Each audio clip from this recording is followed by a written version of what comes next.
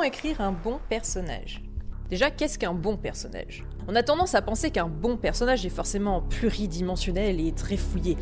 Mais dans un conte très court, il n'est pas nécessaire de développer ses protagonistes autant que dans un roman fleuve.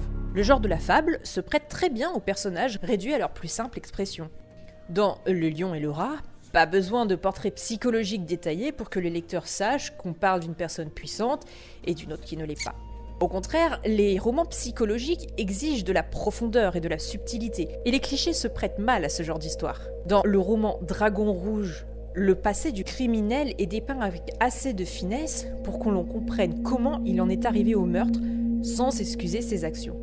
On comprend même que sa fixation s'est cristallisée autour du souvenir d'une mouche rouge qu'il a vue voler des années auparavant et dont il n'a même pas conscience. Un bon personnage est donc un personnage adapté aux besoins de l'intrigue plutôt qu'un personnage développé. Dégagez la symbolique. Quel aspect de votre thème représente votre personnage? La base du personnage, c'est ce qu'il représente.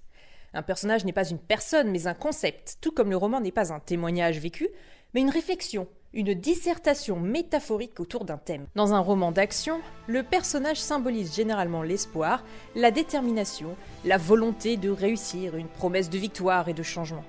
Si le protagoniste du manga Naruto incarne entièrement ces notions, elles peuvent être détournées, comme c'est le cas pour Katniss Everdeen dans The Hunger Games, qui n'endosse ce rôle que malgré elle. Dans une romance, le personnage représente souvent une façon d'aimer. La passion destructrice dans Les Hauts de Hurlevent n'a rien à voir avec la modération rationnelle de la princesse de Clèves. Jane Austen s'est même montrée très explicite dans Raison et Sentiment, où ses héroïnes sont pratiquement des allégories de ses manières d'envisager l'amour, et leur histoire une réflexion ouverte sur les avantages et inconvénients de chacune.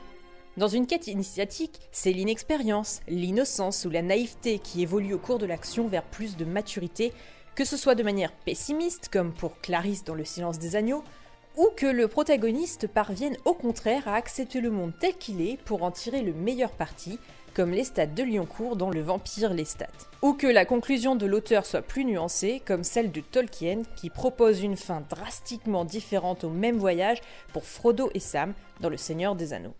Analysez votre histoire, trouvez le thème auquel est rattaché votre personnage et déterminez ensuite quelle vision de ce thème il traite. Cela vous permettra d'y réfléchir plus en profondeur et de lui donner les caractéristiques les plus appropriées à l'intrigue. Une fois que vous savez ce que votre personnage représente et que vous avez déterminé le niveau de complexité correspondant à votre intrigue, vous êtes prêt à l'écrire. Pour un personnage symbolique, c'est facile, il suffit de vous renseigner sur les attributs du dit symbole. Informez-vous à propos des stéréotypes.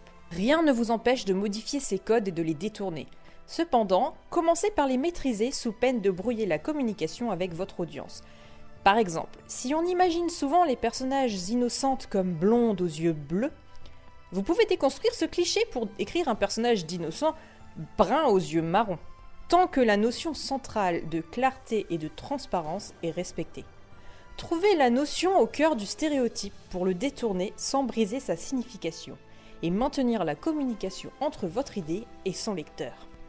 Si vous souhaitez écrire au contraire un personnage qui donne l'illusion du réel, vous allez devoir le travailler tout en nuances.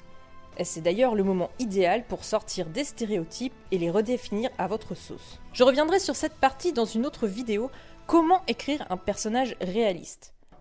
En conclusion, pour écrire un bon personnage, il faut qu'il soit adapté à l'intrigue, que ce soit par son niveau de complexité et par ce qu'il représente.